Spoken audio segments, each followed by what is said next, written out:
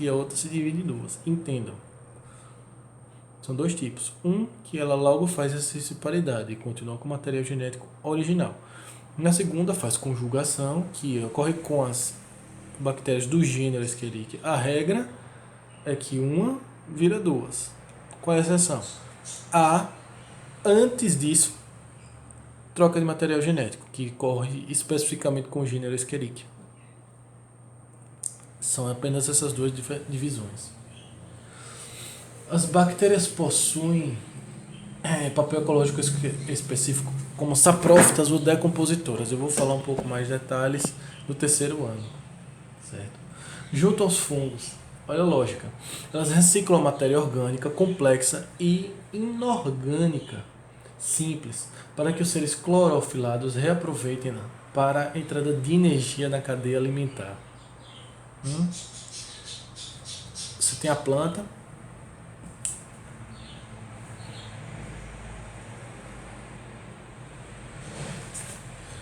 Você tem a planta e aí tem a raiz. Lá na raiz vão ter um monte de bactériazinha aqui. Entendeu? Dentro da terra. Pois, elas fazem uma espécie de simbiose, que é uma tá juntinha da outra e a planta ajuda as bactérias ajudam as plantas. Uma ajuda a outra e as duas sobrevivem de boas. Aí, o que acontece?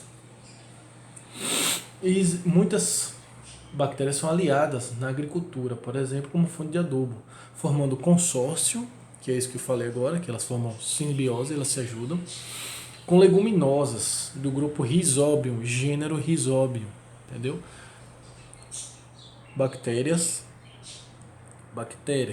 consórcio, gênero Rhizobium, certo?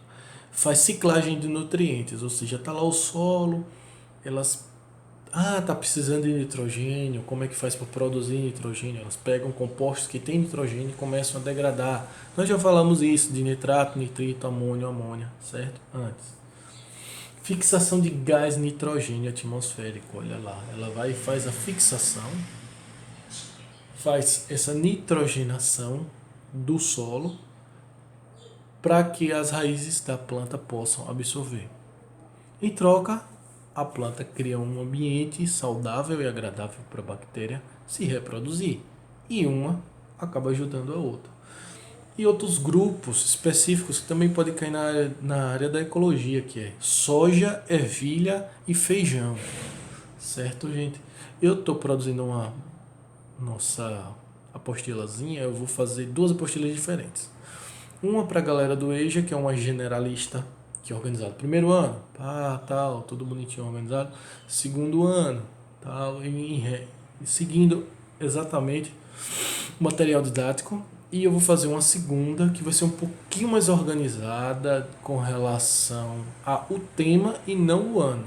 Essa primeira é organizada de acordo com os anos. Para quem estiver fazendo EJA, Enem, vestibular, estou com dúvida do primeiro ano. Vai no primeiro ano, vai no assunto, vê as dicas e explicações, lê. Enquanto que a outra apostila eu vou organizar por temas. Então, eu estou com dificuldade no tema de animais, zoologia, que é animais. Então, aí o que você faz? Você vai lá e procura o bendito do assunto. Os dois são fáceis? São. Isso vai depender da maneira como você procure. Se você quer por assunto ou por ano. Vamos lá. Além disso, outras bactérias beneficiam-nos. Certo? O gênero Acerobacter, na fabricação de vinagre. Entendeu? Acerobacter. Lembre de álcool etílico, que é transformado em ácido acético. Ácido acético é o ácido do vinagre. Lactobacillus, lembre de lactose, leite. Viu? Tem a ver com iogurte, produção do iogurte, de leite no geral e derivados, transformando ácido lático, lactose em ácido lático. Olha lá, lactose em ácido lático. Você transforma lactose em ácido lático. coalhada, queijo e iogurte, viu? Gênero do Escherichia, que é importante para engenharia genética, como eu já tinha dito, ela é importante para, por exemplo, produção em larga escala da insulina. Você tem um gene que produz insulina. Existem pessoas que não produzem insulina o suficiente e acabam tendo problemas com a ingestão de açúcar no sangue e acaba tendo diabetes. O que é que acontece? Você coloca esse gene lá no plasmídio. Nesse gene lá no plasmídio, ele vai produzindo em larga escala. Quando a bactéria se reproduz, ela se reproduz e bomba. Imagine uma bactéria que faz conjugação com aquele gene, jogando o gene nas duas, e as duas se multiplicam. Cada uma geralmente, sei lá, 1 milhão de bactérias de cada uma das duas que fez a conjugação. E perceba bem, aí você vai ter uma grande quantidade de genes que produz insulina. Você vai retirando das bactérias aqueles pedaços que estão para produzir insulina, vão alterando e retirando a própria insulina em larga escala. Vamos lá. Aí, além disso, nós vamos precisar prestar atenção numa coisa. Claro que as bactérias não são santas, então elas... Ó, 20 minutos já. Elas não são santas. O que que acontece? Olha lá. Eu falei das bactérias que causam benefícios a nós. Só que nós estamos dentro de um contexto ecológico. Não é porque nós criamos uma selva de concreto que nós vamos sair simplesmente do contexto ecológico. Então, algumas bactérias nos causam doenças. Elas precisam do nosso corpo, da nossa saúde para sobreviver. Então, vamos citar algumas delas, como os grupos cocos, parecendo um coco mesmo, redondinho. Certo? Os bacilos, o nome bacilo em grego significa bastão. Foi assim que foi a primeira bactéria descoberta, inclusive foi um bacilo que ela tinha se formado, por isso que bacterium no sentido de bastão. Porrete, são bastonetes ou bastões. Espirilos na forma de espiral. Se você fosse desenhar num papel um furacãozinho, um tornadozinho,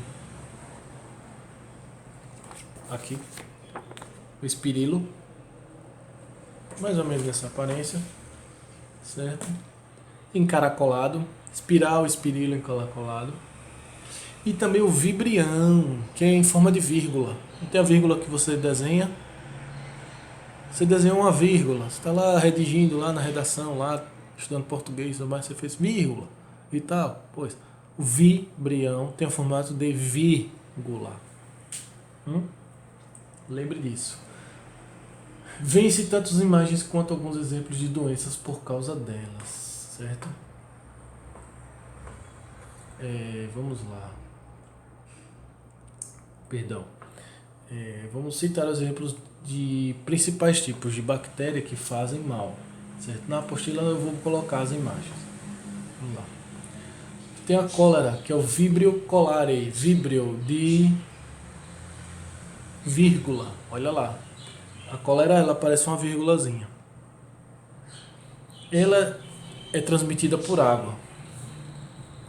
Ataca o intestino humano com infecção aguda do sintoma, como por exemplo, as sintomas são diarreia, vômito, cólicas intestinais, câimbras musculares e alteração na urina, da coloração.